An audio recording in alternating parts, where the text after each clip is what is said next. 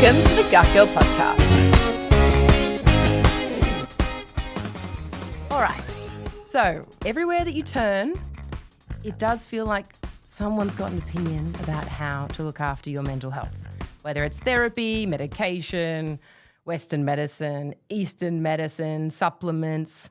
There's a great deal of contradictory information out there about mental health and therapy. So today we're going to look at the noise and the culture around mental health in Australia. And I'm so excited to have you here to introduce our guest. Today we have Dr. Paul Denborough, who is a psychiatrist with over 20 years of experience in the Victorian public mental health system. Thanks for being here. No worries. Pleasure. Yeah. Well, I feel like we could talk for hours on the issue of the cultural challenges at the moment in mental health in Australia. I suppose when I think about where to start, I feel like people are often, when they're going on their mental health journey, particularly if, let's say, they've got gut issues and they're wondering, you know, does my gut pain link to my mental health or my stress levels, and they're going down that path to look after their emotional health better, they'll often get a diagnosis first, and that'll be sort of the first thing. And I suppose people seem to get the impression that you need a diagnosis psychologically to then get the right psychological treatment, and that's kind of how it works. I know in medicine, that's often the way. You get a diagnosis and then you get treatment. But from your point of view, in mental health, like diagnostic labels, do you think that they help people, understanding themselves as individuals, a label like depressive disorder or ADHD, or what are your thoughts around if they help, if they don't? Yeah. Well, it's a really good question. I mean, the labelling sort of really is quite a new phenomenon relatively, well, for me. Yeah. So really the labels really became into vogue more around 1980 when the DSM-3 came about. And I think there's a bit of misunderstanding about how these labels came about. Really, that book was, these conditions were designed by a committee. It's not as if there's any underlying cause behind any of these labels. So the idea actually was a good idea, in my opinion, which was to be able to do more research on, so you could look at what would work for people with different clusters of symptoms. But over time, what's happened is the book's got a life of its own, in my opinion, where the general community and often the medical profession think that these labels indicate some underlying condition or underlying biological brain problem. And that was never the intention of this DSM. And so people are then thinking that I need to find out what's the underlying problem, and then I can work out my treatment, as you said. But unfortunately, unlike other medical conditions like pneumonia or heart disease, where there is an underlying thing you can find, like a narrowed artery or an infection in the lung, there isn't actually an underlying biological cause behind these labels. So they're just, when I say just, they are descriptions of people's distress. So the book has been good, I think, to help do some studies and research looking at people with similar clusters of symptoms. But it has led, I think these were not foreseen consequences. It's led to a very medicalisation of mental distress. I mean, I feel like a lot of people wouldn't understand, unless you're in the field, like you are, that there is a book, that there is something called the DSM, the Diagnostic and Statistics Manual, that's something that GPs and psychiatrists and psychologists, that they look at when they make diagnostic, when they make a diagnosis and they choose that diagnosis over another. It's a book with a bunch of different symptoms per diagnostic label. And I suppose what you're saying, if I'm understanding correctly, is it started out really, the intention was to use it for research. That's right. And it wasn't really meant to be categorising people into boxes, because even with all of, and each DSM, there's more and more labels get added in. And if it's used for research, I can understand it. But the problem is everyone's different. There's a lot of different, and it doesn't actually tell you what's behind it. Does that make sense? If you had a whole lot of depressive symptoms, and I think you need 5 out of 9 to get the label, there could be many, many reasons why you have those symptoms. And the problem is everyone who's got the label of depression, there may be many, many hundreds of different reasons why people have those symptoms. I mean, I imagine that people go to seeking a diagnosis because they want to understand themselves better. I mean, their intention, I assume, is I want to understand it, so I want to get better. And then they might get a diagnosis and it tells you perhaps something, but like you say, you may meet criteria for a whole bunch, or a little bit of this and a little bit of that, and it doesn't tell you about what's behind that or where that comes from. It's just sort of the collection of your current symptoms. Is that right?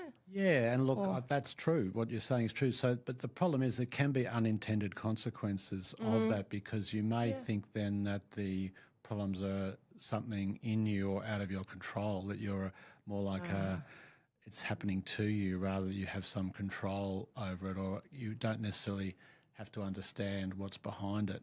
So, I mean, there's quite a lot of evidence now that if your belief is that, say with depression, for example, that it's caused by some sort of underlying brain disease, then actually you have a worse prognosis. So that sort of idea of feeling like there's nothing you can do about it, it's just something that's there, can, in an unintended way, lead to you it's harder to recover. Which it feels really tragic to me, because I feel like people are trying to, get some understanding and validation too. And maybe the diagnostic label gives them that a bit, sort of the idea that, okay, my pain is real. This label is something that I meet the category, for, but then it ends up, you can feel quite stuck in it, or like there's something broken or wrong that you can't be a part of doing something about, or... Exactly. So the symptoms are real. Yes. Of course. Yeah. There's a lot of distress and suffering in our community. But I'm worried about the sort of over-medicalisation of that, in that, it was said that like 90% of Australians believe that depression, for example, is caused by a chemical imbalance. And that's actually simply not true. So... The idea of that validation is really important, and that's one of the things that 100 years ago people would be told, just pull your socks up, or, just deal with it, it's nothing wrong with you, and that was pretty toxic. Whereas now, the good part of it, as you say, is that people are being more validated or be able to seek help for significant distress like depression, anxiety. But the problem then is if you believe that that's caused by some sort of biological process, it can be very difficult to get out of it. I mean, I work in the industry myself, and so I suppose I've felt for a long time, well, obviously the chemical imbalance theory is wrong. That seemed really clear to me because I was exposed to that messaging, that was false. But I've got friends and family that I've been struck by their general acceptance of that, oh, no, don't you just go on antidepressants if you're depressed because it's a chemical imbalance or there's something broken chemically. So that would be what you do, right? You take medication to fix a inherent brokenness, sort of. And then, it's awful, I think, that's still like a message that people take as true. I think it's awful. Yeah, I agree with you. And I think the misunderstanding, in my opinion, is then what's the use of, say, drugs, and can they be helpful or unhelpful? And I guess if you have an understanding that there isn't necessarily some sort of process where you're trying to find an antidote for a chemical imbalance, but instead taking drugs to see if it can relieve distress. Like, for example, SSRIs, which are really, really common in Australia. I think 1 in 7 Australians have or are taking an SSRI. Wow. They do have an effect, right? They generally are known to sort of numb feelings.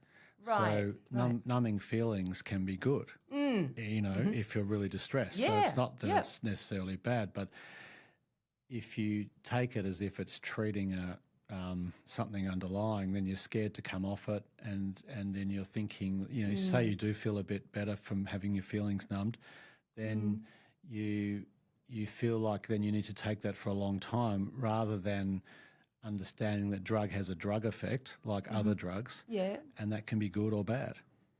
Yes, okay. I mean, I suppose when it comes to medication, there are things that are helpful about them, as you say, and there are limitations. I mean, I would love to actually talk a bit now about, just make reference to this fantastic awareness campaign that you're a part of, because I feel like it ties in to the conversation around medication. You're a part of this amazing new awareness campaign called the Not Broken Project. And as I understand it, it's relatively new. It's in its early Very days. new. Yeah. There's a podcast on the way, which I'm really excited about. But the focus of it, as I understand, is to try and bring more awareness, education and empowerment to people to better understand, for example, diagnosis in mental health, what it means, what it doesn't mean, medications, what they can do, what they can't do, and broadly advocate for, the issues with the over-medicalisation of distress in Australia. And I think ultimately you're hoping to try and change too some of the mental health policy around how we understand individual mental health, trying to look at the root causes of developmentally, the root causes socially, economically, environmentally, those kinds of factors that all come together. I mean, this campaign's something I want to talk about today quite a bit, but just coming back to, I guess, the issue of medication, that's something in the campaign that you really are wanting to raise awareness about, what medication does do and what it doesn't do. Is that right? That is right. So you've made a very good summary of what we're trying to do. Yeah. I mean, I'm trying. Maybe if I can give an analogy. Yeah. Like when I think it was in the 90s when I was a doctor, there was a real concern about people really feeling that their doctor was doing a bad job if they went to them and they didn't give them antibiotics, because they were feeling like, they were not getting the right treatment if they weren't getting antibiotics. And doctors felt that they should, because they wanted to, be helpful, to people. And what the overprescription of antibiotics led to back then was a real concern about, I guess, getting a lot of antibiotic-resistant strains of antibiotics, plus they weren't working for viruses. And so there was a big public awareness campaign. I think that really changed things. I reckon people now are happy enough to be saying, look, it's pretty certain it's a virus. Let's just see if the virus sort of, you get over it yourself rather than taking antibiotics. And so I think that public awareness campaign, it wasn't that anyone was doing the wrong thing. It was just not being aware of the dangers of overprescription of antibiotics. And I know it's not quite the same what we're trying to do, but it's sort of similar, is to have better education out there about the pros and cons of taking drugs for mental distress. And it's not like trying to take a moral position one way or the other. It's not necessarily saying drugs are bad or diagnoses are bad. It's just having a better public awareness of what that actually means, if that makes sense. Yes. And I suppose you're then freed up to ultimately feel more confident in how you navigate your individual mental health journey if you know what. Knowledge is power, yeah? Yeah. So if the general community can be really aware of all the pros and cons of these things, I think they can take more control over their situation and be more empowered to make choices that, it's up to them. It's not my position to tell people what to do. It's just about providing them with the right information. I mean, and I suppose on that, we've talked a bit about diagnosis and how it can be really, good in some ways, and it can be, validating and perhaps it's important too for funding pathways and that sort of thing for mental health funding. But you can also find yourself in a bit of a box, feel stuck, or feel that there are then limitations to how much you can understand your experience, because the diagnostic label is only going to take you so far in understanding your individual experience. But when it comes to medication, I guess I think about how often to get medication you need a diagnosis usually.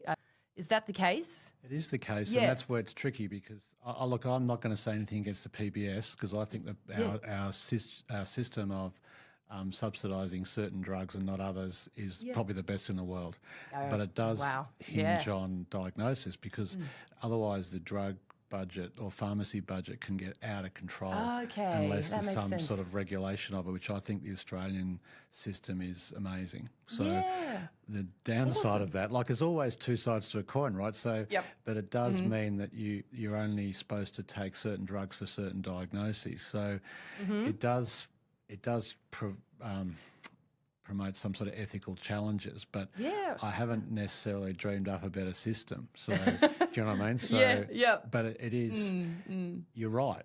Often a lot of things hinge on diagnosis in terms of having taxpayer subsidised drugs for certain problems and also for access to certain, sometimes even disability, or there's different things that diagnosis is needed to get entry into a certain stream.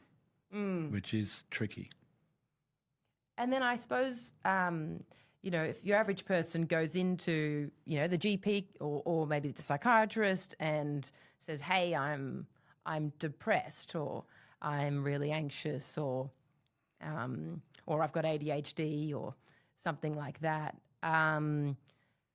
My sense is that we're quite quick to medicate. I don't know what your thoughts are on that, if that is the case. I think there's a big variation in that. So my personal view is the actual problem is not so much that, it's more the idea that people have a belief that it's a biological condition. Because if you actually have a firm belief that this is something wrong with you, or you've got a broken, either some sort of chemical imbalance or not enough serotonin or too much serotonin, then of course you're going to say, well, my understanding is the best way to help myself is a drug. Yeah. Whereas if you have an understanding that the SSRIs or amphetamines for ADHD are like other drugs like alcohol or Valium or heroin or whatever, that they have an effect on you, definitely, but they work by having a brain effect, not by specifically targeting a specific brain chemical, if that makes sense. Right, yeah. What's interesting with an SSRI, if say you've had a long conversation and, say there's a lot of things going on in your life which are leading to you to feel very sad or whatever, and then if you have a discussion about whether drugs are going to be helpful, if you have a conversation with the person about, well, these are some of the things that the drugs do, like they can numb your feelings. They've been shown in studies to help some people short term. There are some negatives though, like the sexual side effects. It could numb positive feelings. And then the person says, well, I'd like to give them a try.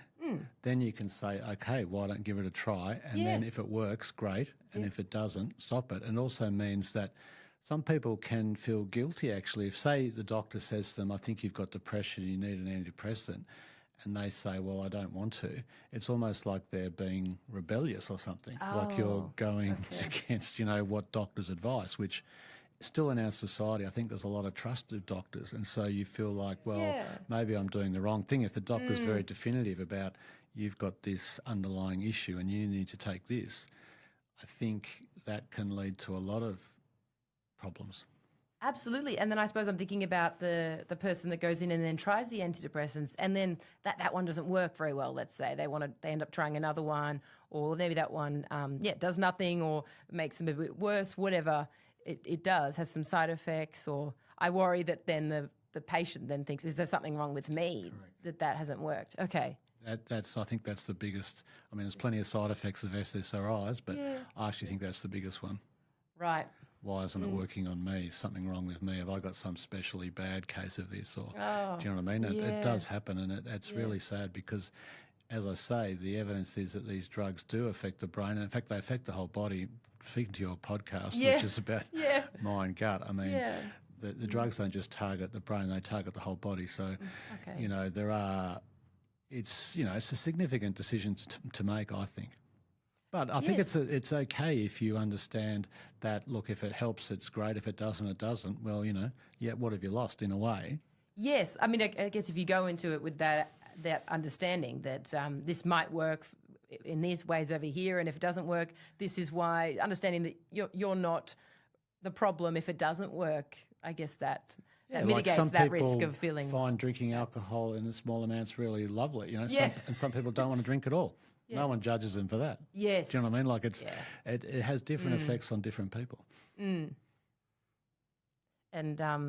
you really, I think that's such an important thing to understand, as you say, because otherwise you can end up beating up on yourself too much that it hasn't worked or something in those cases where it doesn't help. Exactly. Yeah. I mean, the one you said before about ADHD, that's a really interesting one because I've obviously seen hundreds of people who've taken amphetamines for problems of poor concentration, hyperactivity and impulsivity, which is what ADHD is. And a lot of people say it does really help them concentrate. Right. But what we know is that those amphetamines help everyone concentrate. You know, is it bad that someone's helped to concentrate? No.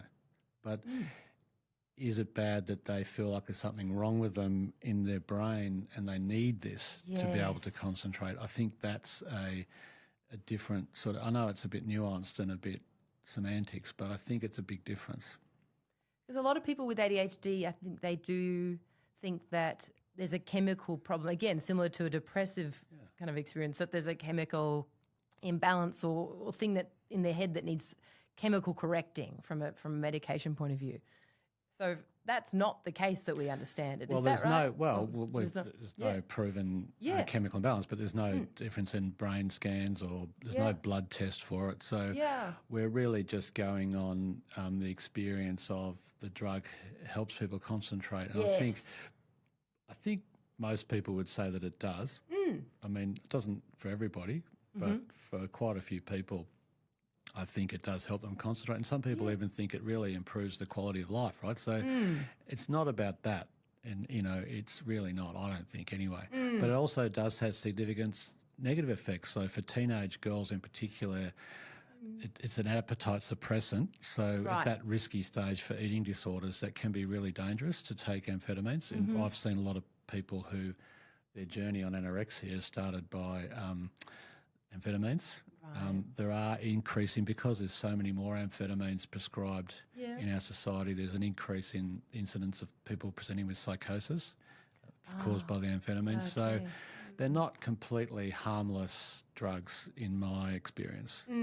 But, I mean, if you're taking it in a way that's trying to enhance your performance or try to improve your quality of life, then you've got a better sense of the cost-benefit analysis, if you like. Does that make sense? Yeah, I feel like that's the vital message here is trying to help people feel more confident in their assessment of what they're doing, what it's going to do, what it's not going to do, and in terms of their role in it, like what isn't wrong with them in the process, sort of helping people feel freed up from a pressure that they've got something broken or wrong that requires or that requires a medication to fix it. It may mean that the medication helps you, like any drug, as you say, could help with certain symptoms, but it doesn't suggest that that's the cause of everything. Is that my understanding what you're saying? Yeah, that's exactly what I'm saying. So it's not like you're born with an amphetamine deficiency. Yeah.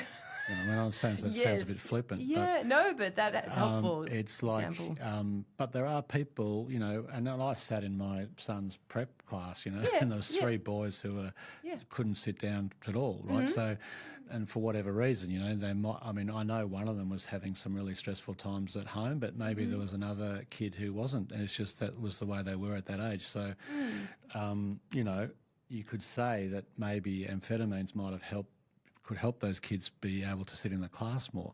But it's a slippery slope, you know, because this label is becoming so common now, it's being recognised everywhere, whereas in the past, say 20 years ago, it was really just the kids who are really extremely unable to cope in class that were thought of as having ADHD, whereas now there's a guy called Nick Haslam who talks concept creep, which is where the threshold for tolerating or wanting or being labelled has become broader. And I actually think the motivation for that is good. It's people want to intervene early. It's to help people quickly as possible, whereas we know with ADHD, for example, that if you're the younger half of the year, say you were younger in the age group, you're 3 times more likely to get labelled with ADHD than if you're in the older half of the year. So it is partly a maturity thing. Not all, I mean, there's so many things that might be behind those symptoms. Absolutely. And sometimes we don't know what's behind those symptoms, and that's okay. But, you know, whether that person should or shouldn't take amphetamines, I think should be more of an informed choice about in a drug-centred way rather than thinking there's necessarily something wrong with your brain. That is treating a causal point. It feels like... It's a really tricky conversation because when you have these conversations, I always worry that people will feel invalidated or they're not being treated seriously, that they do have something wrong with them or whatever. Whereas... I think the message has to be that it's not that people don't have these symptoms. Yeah. No one's making these symptoms up. Absolutely. I've never seen anyone make so No. I don't know. I don't think that happens. Maybe it does happen. I've never seen it happen. So it's not about that and not validating people's distress. It's about what's the value of using drugs for it. And I guess if I think about... the overdiagnosis in Australia, that we're diagnosing more mental health conditions than we have in the past. I mean, part of me thinks, I think as you're alluding to, that, you know, it's driven by people wanting to understand themselves and wanting to, you know, seek recognition and validation, rightly so, for their pain and suffering and try to understand what's going on. I mean, is that part of why you think there is overdiagnosis? What do you think is going on there? I'm less worried about overdiagnosing because if you think of the DSM as just a collection of symptoms, I think there is I think a lot of people would say there is a lot of distress happening. It's more what I'm worried about is the over-medicalising of that. Okay. Does that make sense? Yes. So yes. I think it's good to, you know, there's a lot of evidence that young people in particular are really struggling for lots of reasons, you know, whether it's inequality, you know, job, climate change, job insecurity, you know, there's lots of social determinants for that distress. So it's not... I mean, it's a semantic argument, so you're right. I mean, I think putting labels on that is the problem is putting labels on it. It can lead to the over-medicalisation. Okay. Does that make sense? That makes a lot of sense. So I think we should be recognising the fact that young people in particular are more distressed now. And, you know, there was an old-fashioned thing saying teenagers are the barometer of society. Right. And, you know, I think if you're looking at it from that lens, that there's some cultural phenomenon going on here that's causing young people to be distressed. I think that's really important, and we should try and understand that and do something about that rather than medicalising the young people themselves. I think we should take a good hard look at our culture in terms of what's going on that's leading our young people to be distressed. But similar to what you're saying, I think if you talk of something as attention deficit hyperactivity reaction, rather than disorder, the first thing you would do is try and see if there's anything behind those distressing symptoms.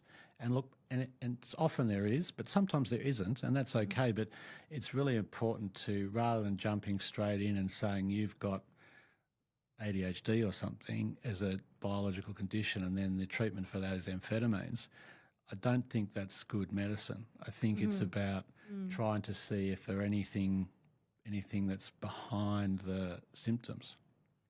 I feel like, you know, in a way, in my mind, I kind of compare a bit diagnosis with formulation, the idea that, you know, they're kind of, you know, diagnosis is one way of trying to understand the person, but to formulate or to have your healthcare professional sit down with you and be really interested to learn from you, to take time to formulate and bring together different bits of information about, you know, your history and your life and your physical body, and then to sort of formulate and bring together an understanding of what's happening and why, you know, what sense we can make of that suffering. That feels like, I would imagine, the dream for most people, that's what they look for.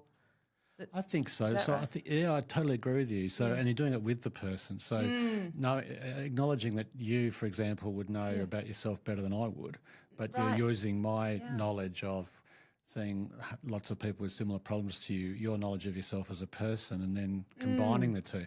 But I think the best analogy I've heard about this is, it's especially with ADHD, is like, say you had a cough for a couple of months and you went to a doctor and said, look, I've got a cough and I want a treatment for it. Yeah. And, what you would expect normally would be, they might do some tests. They might check if you've got COVID or lung cancer or do a chest x-ray or whatever it is. But if instead they said to you, where do you cough? How often do you cough? 10 questions or something, and then said, well, you've got recurrent cough disorder. I know you're laughing, but this is what happens, right? So all you're doing is telling back to them what their symptoms are. And then they said, well, actually could even make it more weird by saying you've got recurrent laryngeal paroxysmal disorder or something, which would make you even think more there was some sort of condition that you have. And then they might say, well, take some codeine for the rest of your life, because codeine does suppress your cough. So instead, a better way would probably, even if they did all these tests and they couldn't find anything, say, look, we don't really know what's behind your cough. Take a bit of this codeine because that'll suppress your cough, and let's see you in a few weeks' time. Yes. And then that's honesty, right? And it's not sort of making up some thing that's, because they don't, either they find you've got COVID or you've got lung cancer or there's some cause for your cough, and that would be good to know. Well, at least you would know what it was. And that's what happens in most medicine, but in psychiatry, you just get told back what your symptoms are. Yes. Which is, when you give that example, it sounds quite mad to kind of to do that. It's very unhelpful for the poor person looking for help. Yeah. And you've got, imagine going to a doctor and saying, I'm coming with a cough every day, whatever. Oh, well, you've got a chronic cough.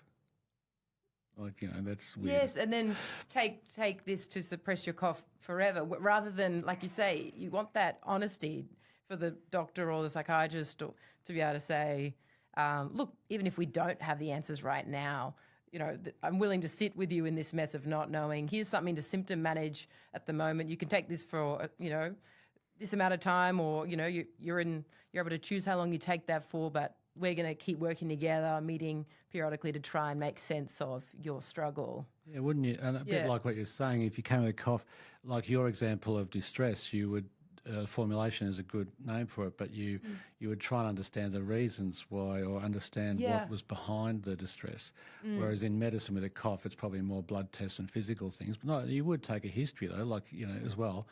But yeah, I think that's the key difference with the psychiatric labels. If they're treated the same as other medical labels, you can really cause a lot of problems.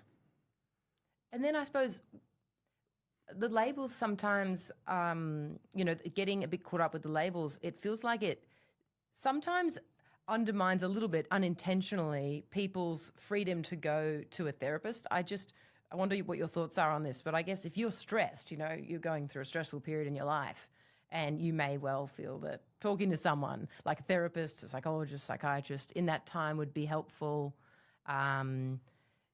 I don't know if it presents sometimes a block for people to think, oh, but I don't have a mental disorder or a diagnosis, so, to go to therapy would be crazy, or that would be extreme, or there seems to be, I don't know, just culturally maybe still barriers around that. It's a very good question. I think it's a deep question, because I think in our Western society, there's a whole lot of factors leading to that. I mean, I think we are quite an individualistic society, and so often there is a tendency to think that you're the problem, and you've got to fix it yourself. Whereas in other cultures, it would be, like, even as I understand in some Asian countries, being sad is seen as a good thing, because it's a chance for growth, growth through adversity, and it's sort of expected as part of life. And if you were going to get help, it would be for things that might be issues that affect other people. Like, it's more of a collectivist thing. So I think those cultural aspects of mental distress are often overlooked. We have a certain path. But sure, I agree. And also I think the idea that therapy has to be some long thing. I mean, I know people who can feel a lot of help just from 1 or 2 meetings with someone. Yeah. And what's the harm in that? It's great. You get a bit of a different perspective and get some good ideas. Or, I mean, other people have lots of other ways of feeling better. Like, I feel like talking is one way, but there's lots of other things. We know exercise helps. We know there's lots of things, What is it Freud said? Love and work. Right. Yep. There's lots of things. It's a very, mental distress is very nuanced. And I suppose that's why I really feel very lucky to be a part of trying to advocate too for this campaign that you're a part of with the Not Broken Project, because just the whole message of, wanting people to understand, okay, here's what we are doing at the moment. We over-medicalise distress a bit here or a lot over here, and here's a way of understanding the pros and cons of that. The whole project of the Not Broken Project feels like it's advocating for individual, personalised support for people, trying to zoom out and look holistically at and individually at your health and your mental health and. Absolutely, that's right. Yeah, and it's also, I suppose, providing. The idea, hopefully, is empowerment of people so that they can make their own choices about what's best for them. Whereas I suppose the less you know, sometimes you can feel like you've got to do what someone tells you, like you have to do what the doctor or the psychologist tells you. Whereas if you know more, you can feel freer to lean into what you feels right for you. I think so. Yeah. I mean, I do feel like we could talk about this for ages. I certainly could for more than one podcast, but we'll come to a close now. I'm definitely going to link the information about the Not Broken Project in the description. And the link. Thanks. Yeah, no. So we're just starting, so yes. I'm very excited, but we've got a lot to do. We're really, we're not marketing experts. Yeah.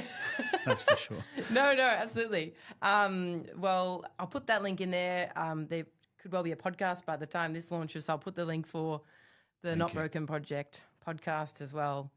And I just want to thank you again for coming on today and to sharing your wisdom and insights, yourself as an individual, as a psychiatrist, but also through your work with Not Broken Project, the incredible advocacy you're doing to try and help people feel more confident and comfortable in leaning into understanding their own individual needs in mental health, and to feel that they're not crazy to feel overwhelmed or confused by the dialogue in Australia around mental health, that it is confusing and they're right to feel that way. Yeah. So I think this offers more clarity for people. Thanks for having me on. That's a wrap for today's episode of the Gut Girl podcast. Thanks for listening. See you next time as we learn more real-world strategies for gut health, one bite at a time. Everything you've heard today is for educational and entertainment purposes only, and is not a substitute for professional medical or psychological care. While I am a registered psychologist, this podcast is not providing psychological services. Always seek medical advice from your qualified healthcare professional before making any changes to your diet, medications, or treatment plan. I do not necessarily endorse all the views and statements of podcast guests, and myself and the guests are not aware of your individual circumstances. Any advice given is general in nature.